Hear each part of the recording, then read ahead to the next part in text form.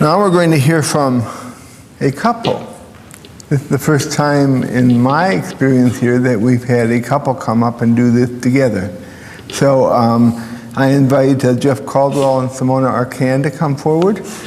I'm going to show you something up here about the pulpit. Yeah, I might need an extra step there. And you'll figure it out. You'll figure it out once you get there. There is a piece that comes down. Okay. So it lifts you up a little bit. Okay, you see it? Thank you. Okay. I even wore my highest heels. Oh, it's our altitude challenge, you know?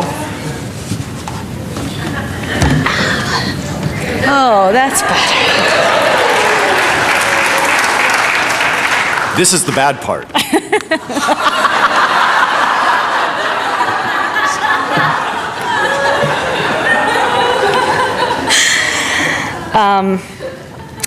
Thank you so much for giving us this opportunity to speak to you. And my name is Simona Arcan, and I was born in a little town called Timișoara in the Eastern European nation of Romania. I was born at Little Company Mary.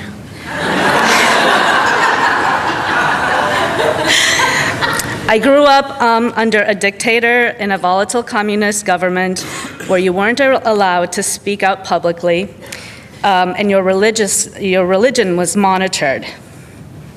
I'm from America.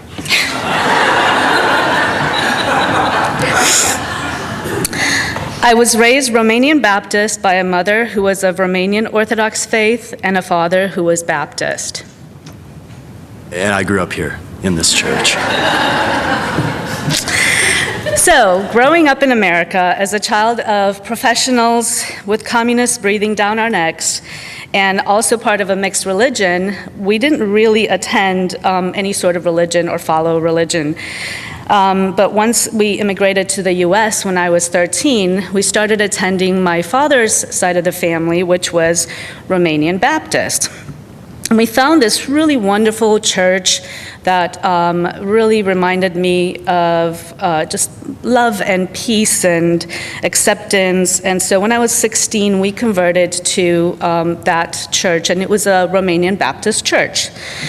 Well, then a couple of years later, there was some politics within the church, and we had to move to another church.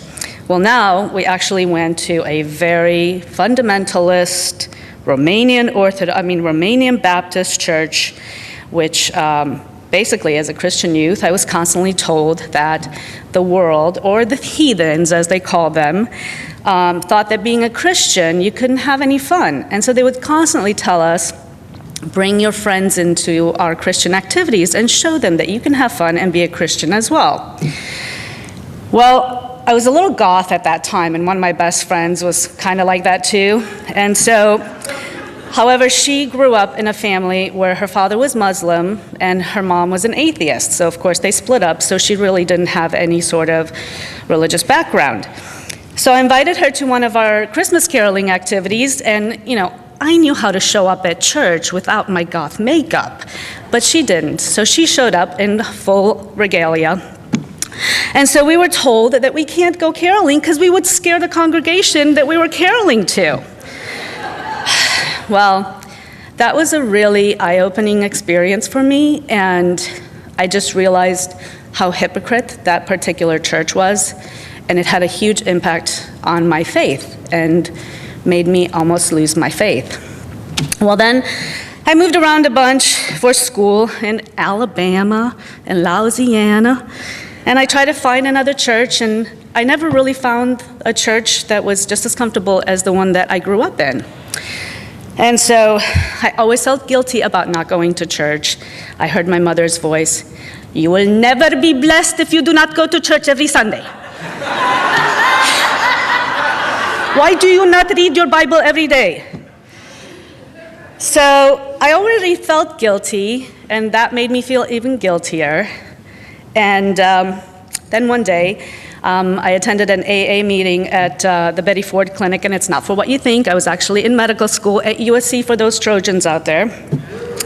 And they had a program on addiction medicine, and they would send in medical students for a week. And so I attended this AA meeting. And they started discussing religion and spirituality, and pretty much every word associated with religion just had a negative connotation. But anything that was positive would bring about the feeling of spirituality. And that's when I realized that I never really lost my faith. I actually just lost the oppression of religion. And I finally stopped feeling guilty. And then one day I met Jeff, and I was so impressed that he could read ancient Greek tablet that I had, and it was the Hippocratic Oath.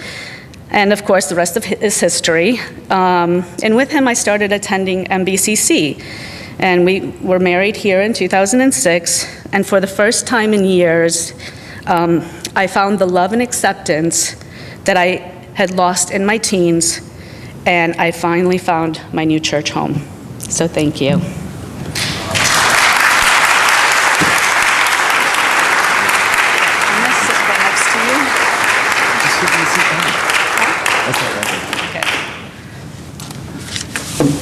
Yes, yes. Hello. And let that be a lesson to you youngsters out there, because I know that you're in today. Learn ancient Greek. You never know when it's going to pay off, but when it does, it's huge. And trust me, they think you're way cooler than you actually are when you could do that.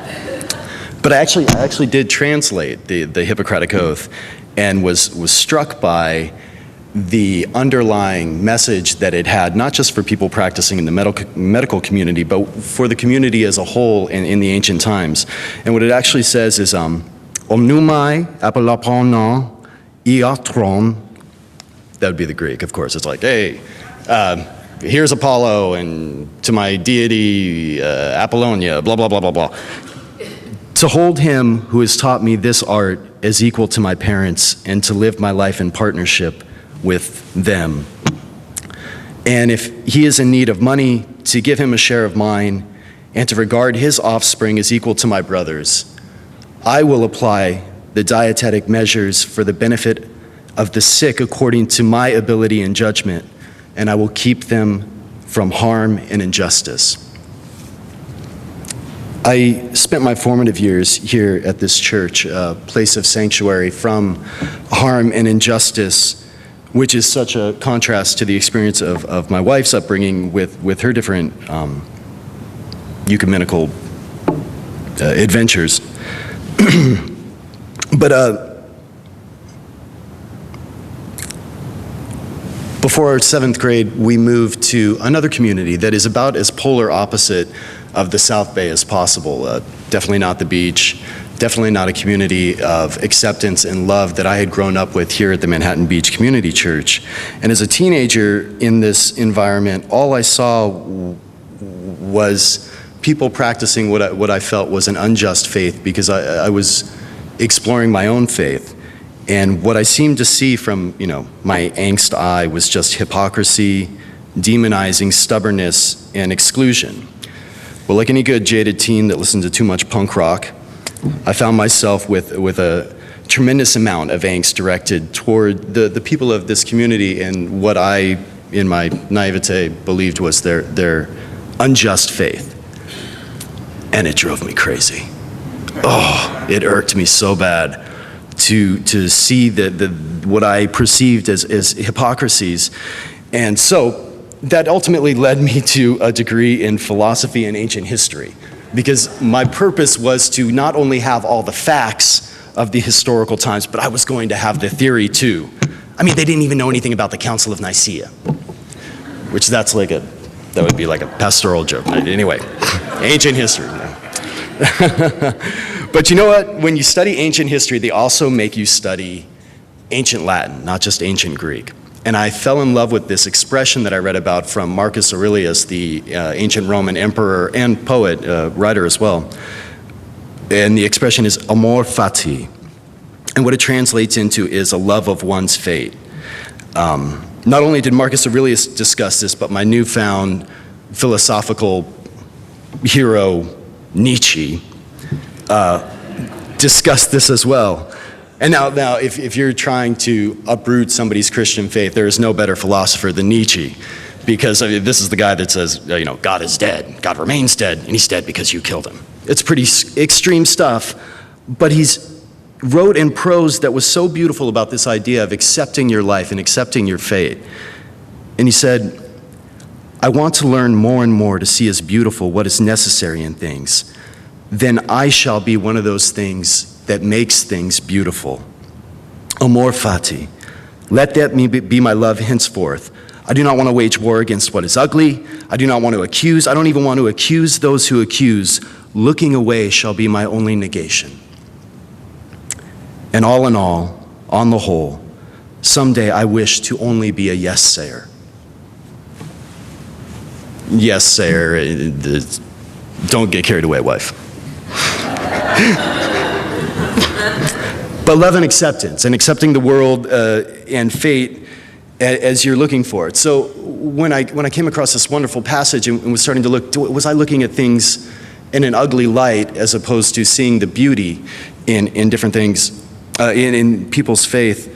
I really started to have a moment of self-examination. And being a philosophy student at the time, Socrates, of course, said, the unexamined life is not worth living. So I started to examine what was I looking at in trying to put ugliness into instead of seeing the beauty of what other people were doing. I started to have a little bit of self-doubt, but as a college student, that's impossible because you're always right. So I just continued on down my philosophical studies to find another reason why I was right, and I ended up with existentialism through Nietzsche. Now there's the problem. Why do I exist? What am I doing here? No, I mean for real, like, what are we doing here? I mean, I look out and there's a lot of pretty people in the audience, so I figure, I'm probably in the right spot, but you never know for sure. But once you start to study existentialism, that's just the beginning, because the core philosophy there is, and this is going to blow your minds, absurdism. The philosophy of the absurd. So I'll give you a quick definition and then just let it sit and we can move forward. But the belief that humans exist in a meaningless, irrational universe and that any search for order by them will bring them into direct conflict with the universe. Discuss later, think about it. But it ceases to be a question of why do we exist. Now it's what do we do with our existence now that we are here together. And as I started to investigate that, some stories kept recurring in my studies. One of Sisyphus, the poor Greek who, upon his death, his wife doesn't perform the proper burial rites. So he talks Hades into letting him go back and pester his wife for the rest of eternity. Hades, a man who had had some wife issues, some lady issues of his own, said, that sounds like a great idea. Have at it. So Sisyphus comes out of Hades, but he feels the sun on his face and the sand in his toes and the water and realizes this is pretty good. I don't need to go cause harm. Hades hadn't made that deal with him though. So he says, Sisyphus, what's going on? Your wife seems like she's doing all right. Why aren't you bothering her? And he said, yeah, life is good. He said, well, that's not what you're here for. Here's a rock, roll it to the top of the hill. And when it gets there, I'm going to push it and roll it back down. And he says, that's fine, Hades. How long do I do that for? Forever. That's his curse.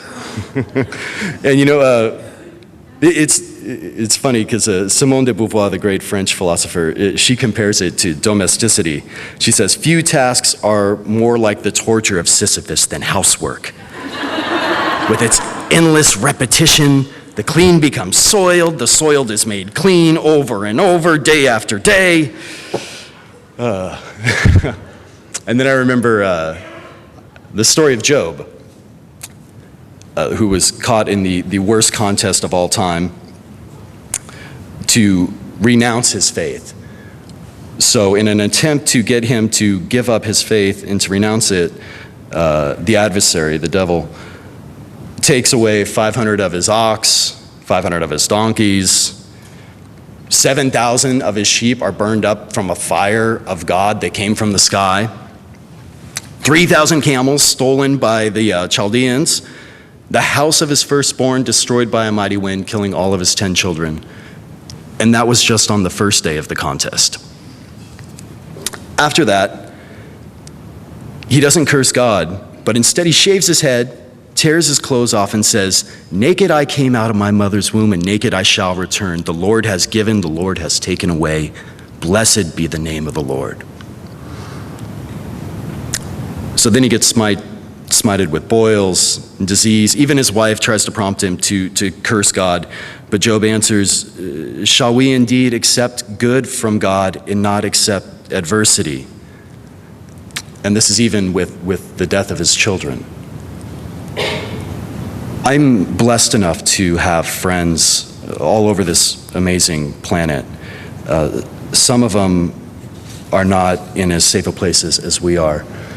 And I try to keep up with the news of their regions and their incredible parts of the world. And I have some friends who are a little too close to the conflict in Syria, so I'm often watching the news to make sure they're safe.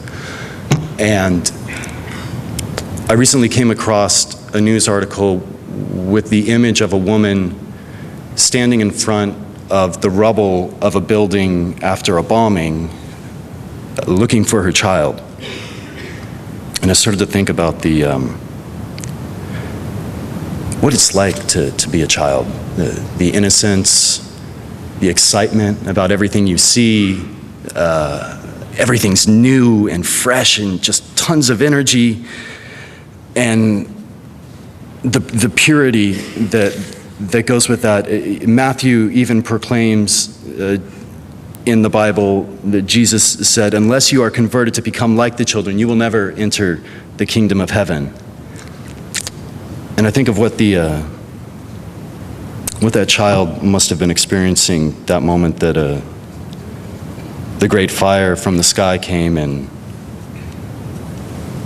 the fear, the longing, the pain, the not knowing what's happening as that is occurring. But I also think of the child looking for the child, because she is somebody's child as well.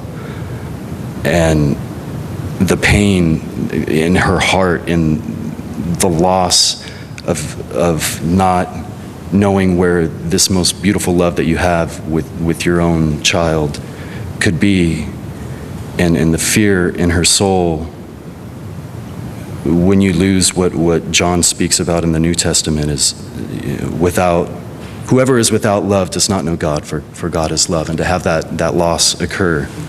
And I have two of my own children, like my parents before me and their parents before them. And I've been told that you never stop being a parent.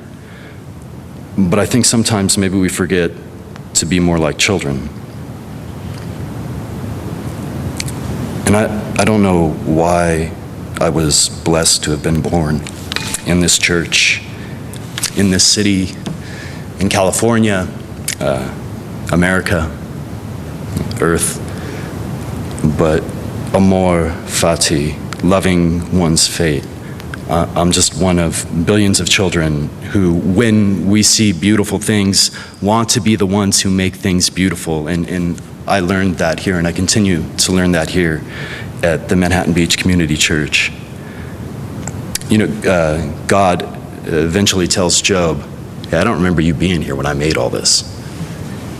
And he rewards him for his faith with riches and family. And you know, once the mop goes back in the closet, Simone de Beauvoir did say, "One's life has value so long as one attributes value to the life of others by means of love, friendship, indignation, and compassion." And we must imagine Sisyphus standing at the bottom of the hill with his rock and being happy, for where would his torture be indeed if at every step the hope of succeeding upheld him? The man who baptized my children in this church used to say, "There but for the grace of God go I."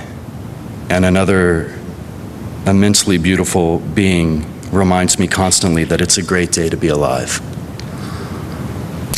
But I don't know if he was referring specifically to Job's misfortune, but I like to think about St. Francis of Sinatra.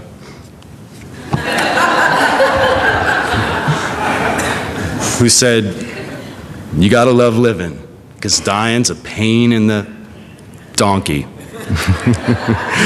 Like Hippocrates in his oath, we attend the Manhattan Beach Community Church because it's provided me and my wife and our family and countless others with protection from harm and injustice and a continued sense of acceptance and love. Thank you, everybody, and may God continue to bless us all. Thank you.